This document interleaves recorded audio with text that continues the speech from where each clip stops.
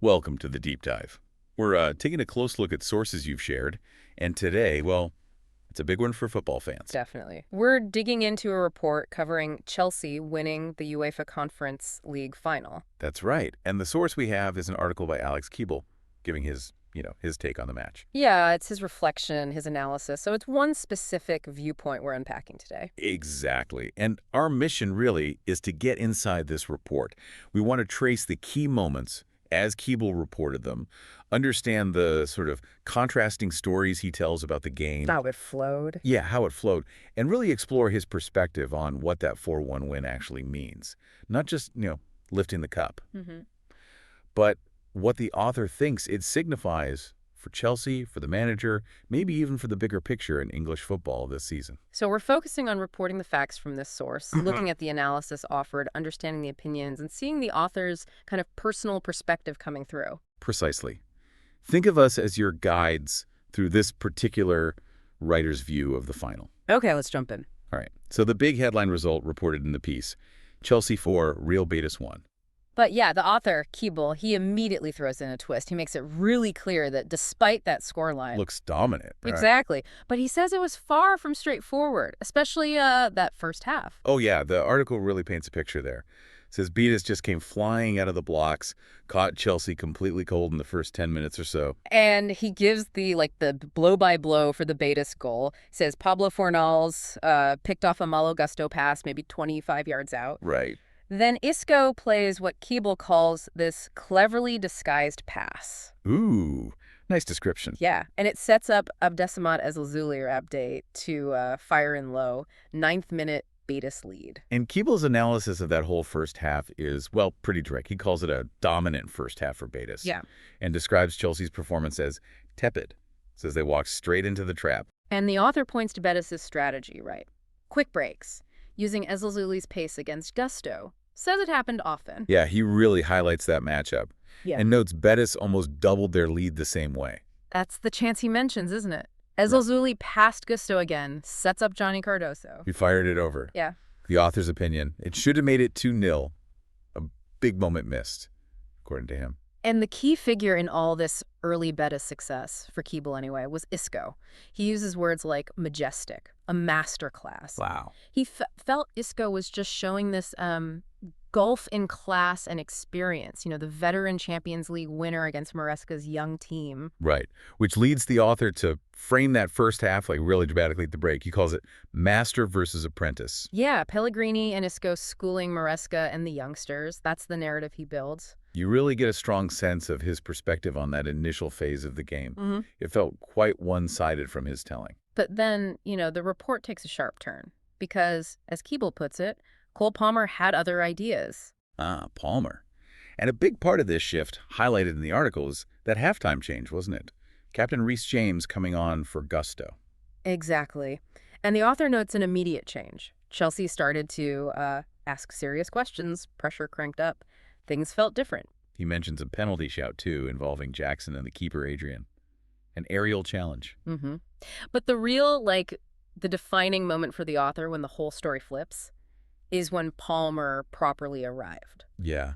How does he describe it? He paints a picture, Palmer twisting and turning on the right, then whipping in this perfect curling cross.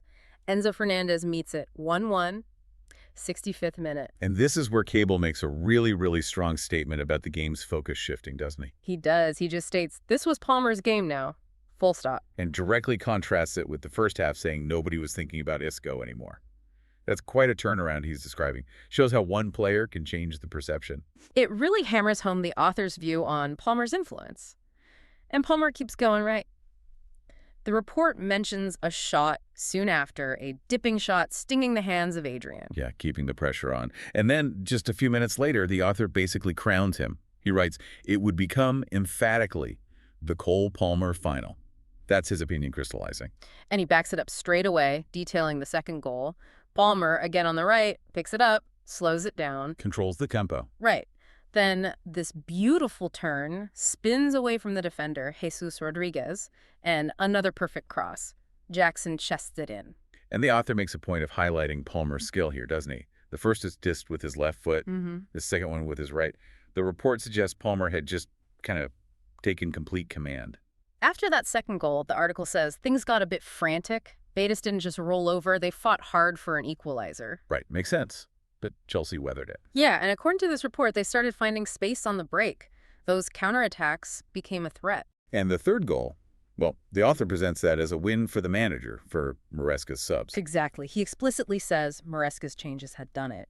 He describes Kiernan Dewsbury-Hall, who came on leading the break. Another sub.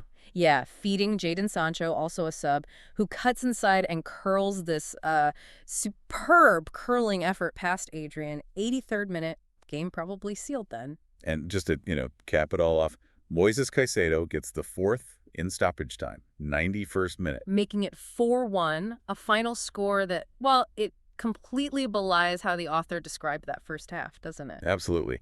Okay, so let's pull back from the match action itself and look at the author's wider analysis, his opinion on what this victory actually means. He seems pretty positive. Oh, definitely. The piece wraps up saying, the future is looking bright after this.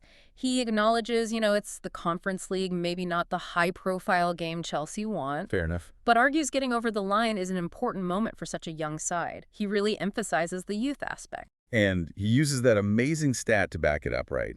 About Cucurella being the oldest starter at just 26. Yeah. And pointing out they were only the second team ever to start a major European final without anyone over 26 after Crvena Zvezda way back when. That really drives home the point about how young this group is, as presented by the author. And Maresca's quote, pulled from TNT Sports in the article, fits right in. This can be a starting point, and looking ahead.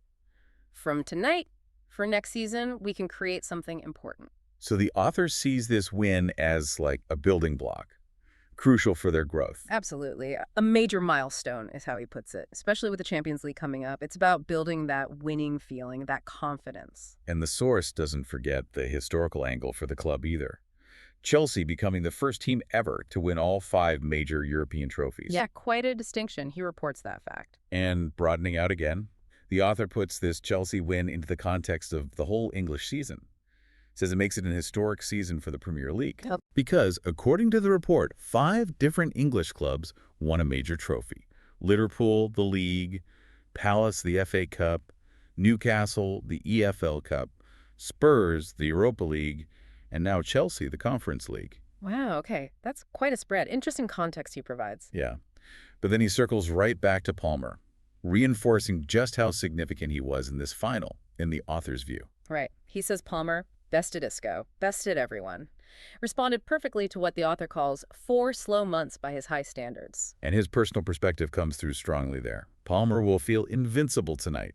You can almost feel the author's admiration. He even digs out that specific assist stat for Palmer. First player with 2 assists in a European final since Marcelo in the 2018 Champions League final. Yeah, that's pretty elite company the report places him in. Definitely. And looking forward, the author's reported outlook, fueled by Palmer and this win, is really optimistic. He writes, Chelsea will start to believe anything is possible next year. Mentions the Club World Cup is coming up soon too, even before August. So, wrapping up our deep dive into this specific report by Alex Keeble, we've really traced the journey he laid out. From that surprising Betis start, Isco's described masterclass. Through Chelsea's second-half fight-back, the tactical shifts, and Palmer just, taking over, according to the author, leading to that emphatic 4-1 win he calls historic. Yeah, and the key takeaways from Keeble's analysis here are pretty clear. It's presented as more than just a trophy. It's framed as a potential starting point, maybe a coming-of-age moment for this young team and manager. Highlighting those key performances, especially Palmer's, and the manager's successful changes. It definitely makes you think, doesn't it, about how fast a game's narrative can change, how control can shift, just as this report detailed. One player, one substitution. Yeah, exactly. And maybe a final thought stemming from the author's perspective here for you to chew on. Just how much weight can a single game or one player's incredible performance, like Palmer's as described here, actually carry? Can it truly reshape a team's belief and set the tone for what's next, based on this kind of analysis? Something to consider as we look towards next season.